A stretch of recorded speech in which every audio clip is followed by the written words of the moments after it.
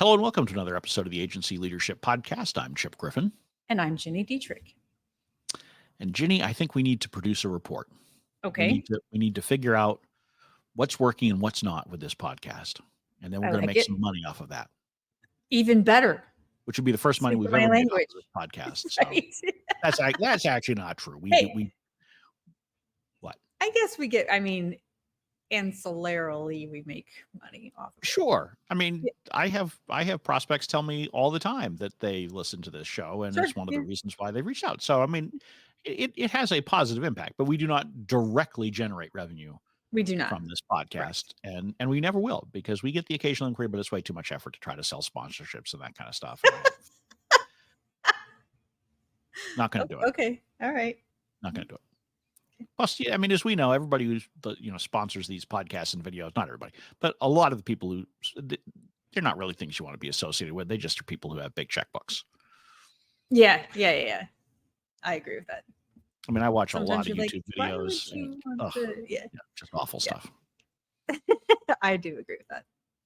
So, anyway, though, we are going to talk about how your agency can use reporting to your advantage to improve your profitability, to generate more revenue, and basically just make it an all-around good thing, as opposed to just that painful checkbox that you currently have probably sitting in front of you. Oh, we need to do a weekly report, a monthly report, a quarterly report, an annual report. Oh, it takes so much work. And it can actually be beneficial to you if you're thinking strategically about all of the different kinds of reporting that you do to clients. Yeah. And I think that delves nicely into measurement too, because I think to the same challenge, perhaps we think, got to pull the report, and then I have to look at the data, and then I have to do a comparison, and then I have to figure out, did this work and did it not? And so I think just as agency owners overall, it's not our strong suit. So we tend to procrastinate and put it off. And I think, you wrote an article about this on your blog, but I think the idea that you have the opportunity to turn both of those things into a profit center and make some money off of it is one that is compelling, a compelling one, and one that you should go, okay, maybe I should learn to love this because I can make some money doing it. Yeah. And frankly, part of it comes from stopping doing some of it. Sure. Right? You become more profitable if you stop the useless reports that you're creating, because I guarantee you, I don't think I've ever met an agency that's not producing at least some useless reports. These are reports that either don't really inform you in any way, shape, or form, and or are never even consumed by anybody. Oftentimes not even within the agency itself, beyond the person who actually creates it. Yep. And so the first thing you probably ought to do is do an inventory of all of the reporting that you're doing, whether it's human-generated reports, automated reports that just get emailed on a regular basis. Inventory it. Figure out what you're actually producing for reports for both internal and external use, so that you can then start going through it and start weeding out the stuff that no longer has value. Right? So there are probably some new things you should create, but start by just pruning the tree and get rid of all those dead branches that I guarantee you are there. Yeah. And while you're doing that, talk to your clients and figure out what's working for them and what's not, because same thing, like we have one client who at the beginning of the relationship said, we have to have media hits for the industry sent to us every day. And so we got into TrueScope and we packaged everything up, and it's automated now. And like, if their competitors are talked about or anything that's pertinent from the industry that's talked about, it all gets packaged into a nice email and it goes to them. And so the very beginning of the relationship, they're like, we have to have this. And, a year and a half into the relationship now, they were like, we hate those emails. Can you stop them? So, talk to your clients and figure out, is this something you want? Is it something that you need? Is it something you pay attention to? And if not, let's figure out a way. Is it okay if we stop it or rejigger it or tweak it or do whatever it is that we have to do to it? Yeah, because why waste your time creating a report that nobody is actually using? Correct. Yes. And the problem is that we all accumulate new reports. We keep adding things, but we almost never go back and say, are you still using this? Do we still need to keep sending this? Yep. And a lot of times when I would work with agencies or even internal teams over the years, I would be getting things months after it was still useful, years in some cases after it was still useful. And that doesn't make any sense at all. Even if they're automated reports, you still need to prune them, because part of the problem with automated reports is you forget to maintain them. So while it doesn't take any staff time to create them, You You know, still let's have say it's to. an Yep. automated report out of a media monitoring service. You can have these things spitting out, but if you're not updating it with new products and services, brand changes or messaging changes or things that have gone through, then people on the other end, they might be looking at it, but they might be getting the wrong impression Yeah. Yeah. Yeah. because Yeah. because you forgot that this automated thing was going out. And so you really need to have a strong inventory of these things to make sure that you're maximizing the effort that you are putting in. Okay. So we prune everything and we say, we don't need this anymore. We need to tweak this and we should continue this. Then what should we do? I mean, anytime you're talking about a report, I always encourage you to think about what's the business decision this is influencing. Because it can be, sort of easy to say, well, let's generate a report on all of the media hits that we've gotten, or all of the calls we've made, or whatever. But if you look at it and say, okay, well, what decision am I going to make based on this information? Mm-hmm. And if there is no decision that is going to be influenced by whatever you're getting in that report, that's a good candidate for not doing. Flip Yep. side, you start with, what is the business decision we're trying to make? Do we want to spend more on advertising? Do we want to change our messaging? Okay, cool. Now, what reports would help me to make that decision more effectively? Because you need to lead with the business side, not with what's easy to generate from the tool, or what have you done for other people in the past, or any of these things. It's really got to be driven by the business decision that's going to be helped with that report. Yeah, and I would look at things like, okay, if you're responsible, if you're on the B2B side and you're responsible for helping to qualify sales leads, then what's the report that's going to help you generate that? And if you're on the consumer side and your sole job is to build brand awareness, what are the reports that are going to help you with that? And there's conversation. There was actually just a conversation about this in Counselors Academy about what are the right KPIs for those kinds of things. And so you have to figure out what the KPIs are and then figure out what reports are going to support those things. And I will tell you that AI is getting pretty smart on this stuff where it can start to analyze the reports for you. So if you have the correct reports, you can throw those into your generative AI tool of choice and say, compare this to this or do this and that. And it will do it. And it will pump out graphics and everything for you. So it's not as cumbersome or overwhelming, especially for right-brained professionals, that it used to be. So there are things that you can do to make it really easy and profitable for yourselves. Yeah, I think it's the most obvious use of reporting is to take a look at the KPIs that you have for the work that you're doing, report on that. It helps to prove the ROI to the client, right? Which helps to Yep. improve retention, which Yep. helps to improve profitability. So Yep. that is probably the most glaringly obvious use of reporting to help your profitability. But again, you need to understand, what is your client actually trying to achieve, Right. so that you can have those KPIs that you can then fuel reporting around. Yeah. If you Yeah. can do that, then it really has a benefit in helping the client to see the value of the work that you're doing, and therefore typically want to continue to work with you. At the same time, I will say that this is the bane of our existence, especially for the work that I do as a communications professional, because much of the work that we do can't be directly correlated to sales. It's great for building trust. It's great for building authority. You're building great brand awareness, but can you correlate that directly to sales? Usually not. What it does correlate to is the sales team saying, oh my gosh, every time I make a cold call, the person on the other end knows who we are.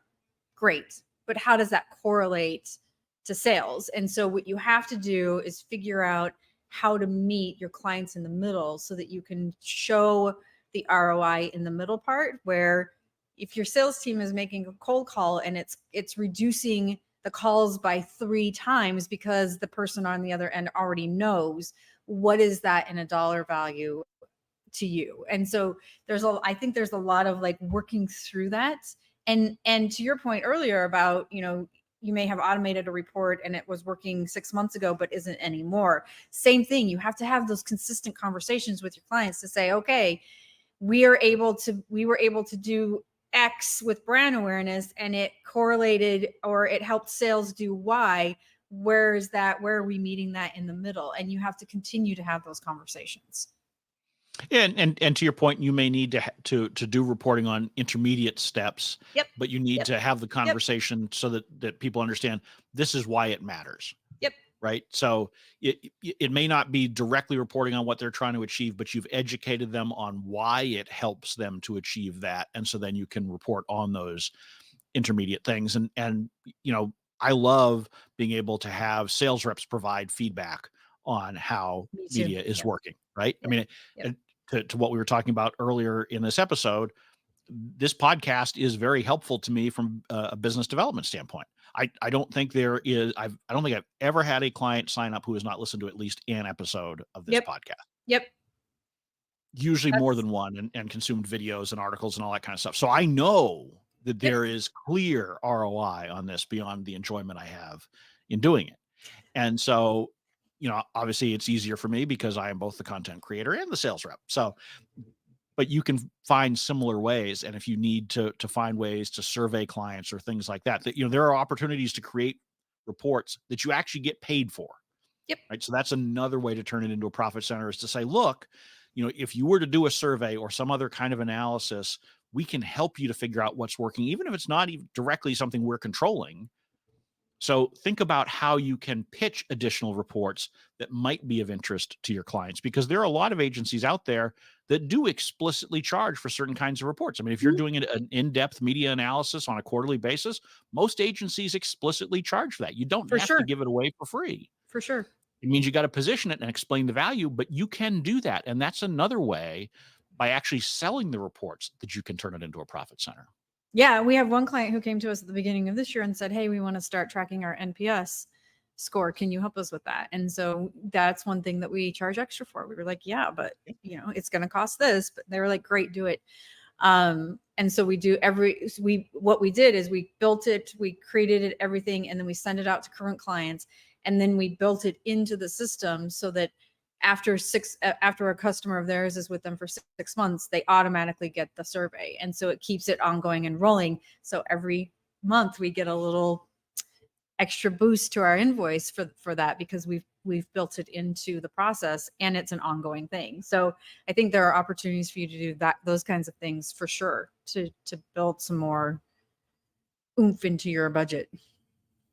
Yeah, and you can use the reporting to come up with other new opportunities, right? So the report Mhm. itself doesn't have to be up, but you can use it internally with your team, whether that's coming up with ideas for content Yep. or members Yep. of the media to target. Yep. I mean, media databases are great, but what's even better is figuring out what they're writing about, and they've written Yep. about something similar, and so therefore maybe they're interested. There's a lot of things that we can do with reporting that will help our internal teams either come up with ideas for other initiatives that we can try to get a client to sign up for, or just to make ourselves more efficient in what we're doing on a day-to-day basis. And so we ought to be thinking about how can we leverage reports internally to grow the accounts. Love that. Yes, I love that. I love that. I love that. Really looking at, one of the things we do pretty consistently is we look at our Google Analytics, which is kind of a pain in the butt right now, because if you want to go back past 2024, you have to download all the stupid stuff that is no longer available in Google Analytics. But that's neither here nor there. What we do And is we what's currently available in GA4 is rubbish, absolute garbage. terrible. It's It's awful. so bad. And It's that so is not the bad. subject of this episode, but So bad. God, I mean, Yes, GA4 is just the worst thing that's happened to it's web terrible. analytics in Totally the agree. 30 Totally plus agree. years that I've been involved with the Yeah. internet. Yeah. But we do, we will go back and look, like a year ago, what kind of content was resonating and what kind of long tail effect does it have? And then that helps us start to look at new types of content, or should we repurpose stuff that already exists? So it gives us the opportunity to look at, oh wow, this topic really resonated. Let's continue down that path and maybe build a guide or do a video series or something like that. So you have all of this data available to you. Use it. Don't be scared of it. No, I mean, there's a sea of information out there. You just need to figure out what it is that's going to help you to do your job more efficiently, more effectively, or to prove your ROI better. And if you Absolutely. sit down and you're actually thoughtful about reporting, and you don't view it as a mundane task that you're assigning to an intern, right? I mean, how many times do we see it? Right. You assign the reporting to the lowest person on the totem pole, you give them very little guidance and just Yep. say, replicate this thing we've already been doing. Yep. That's silly. Yep. Reporting should be a much more important function Yep. within your agency business, because it has so much value when it's done right. Yep. And it can actually harm you when it's done wrong. Correct. And worst case, it just, I mean, or sort of best worst case, it just sucks a lot of resources to create and nobody ever looks at them. Yeah. But why not leverage it for more? Why not do better things with it? It's so funny you say that because I used to have somebody do all the reporting for us, and I didn't feel like I was getting the insights as well as when I did it myself. And so I stopped that practice and I said, let's try this for 6 months and I'm going to do this. And yeah, is it a pain in the butt? For sure. Is it something that I totally enjoy? No. But once I have all the data in front of me, it's easier for me to analyze it because A, I know how it was pulled and what kinds of information I prompted it to get what I needed. And B, I have it all in front of me in one fell swoop. So I can say, okay, based on this, I can see this, this, and this. And it was a lot harder for me to do that when somebody else was prompting it and pulling it. So I agree with you. I think it's a senior level job and it's not something that you should have an administrative assistant or a VA or an intern do. Well, to be clear, I'm not saying that Gini Dietrich should be producing the reports herself, but Gini I do Dietrich them. should absolutely be involved with the process Yeah. in an active way. I Yeah. think, so the legwork can certainly be done by somebody else. But if you're not providing as a senior executive in the agency, if you're not providing active guidance and you're actively using those reports, if you're not doing those things, Yep. then you're making a mistake. Yep. If it is all happening at that junior level, whether that's a junior employee, intern, VA, whatever, if it all happens there, you're blind to it. It comes into your inbox. You don't even read it. That's right. It just goes off. Yep. That's where the problem is. Yep. And typically you ought to be, even if a junior is producing it, someone like Gini Dietrich should be putting a cover message on it that says, here's what it means. Because so much reporting is done, it's a data dump. Yep. Put it in context. I mean, anytime I had someone who was producing reports for me and they just sent me the data dump, I told them, to go back to our episode from a few weeks ago. So what? Tell me what it means. What do I need to pay attention to? What is different here? I don't want to have to pull up every report you've done for me every month for the last 6 months to figure out. You tell me. You're in the weeds on this. You need to tell me what's important and what I need to be paying attention to and why. And like I said earlier, AI can help you with that. And especially if you start to train it and you create your own custom GPT for a client, and you say, okay, every month I'm going to dump the data into this GPT and I'm going to start training on the kinds of things that I'm looking for. 6 months from now, you can say, do a comparison or do an analysis from this month to this month and show me what the differences are. Tell me what the strengths are. Tell me what the weaknesses are. Tell me what we're missing. Tell me if there's anything that could be a threat. And it does it all in seconds for you. Is it completely flawless? No. But does it give you a really good starting point? For sure. And it makes things a lot easier for you to go, okay, oh, you know what? I didn't even think about that. Let me dig into that. And it starts to there have been a couple of times where I've missed a couple of things that the AI has said, this might be a threat. And I've started to dig into it and it was right. And it gave us the opportunity to dig into something further and actually help to mitigate an issue that could have come up for a client. So do not be afraid to use artificial intelligence for this either. Absolutely. Leverage the AI. Make sure that you're still putting human eyes on it. Don't use it as a crutch to automatically generate anything because now you're right back where we started. Right. You still need to be able to look at it. You still need to be able to understand what you're saying to a client or what you're saying internally if you're a junior speaking to a senior. But if you can figure those things out, you will be able to get so much more value out of the reports. You'll get rid of the ones that are useless or not doing something that you actually need. And you will turn reporting from a mundane, horrible task that we don't want to do into something that's actually a profit center for your agency. Love it. I love to make more money. It's a great idea. So with that, you can all now stop listening to this episode and go make money by improving. Go make money. Go make money, or just go make money some other way. I don't care how you make money. We just want you to make money. What you make? Well, legally. Yeah. So with that, before we go completely off the rails, we're going to draw this episode to a close. I'm Chip Griffin. I'm Gini Dietrich. And it depends.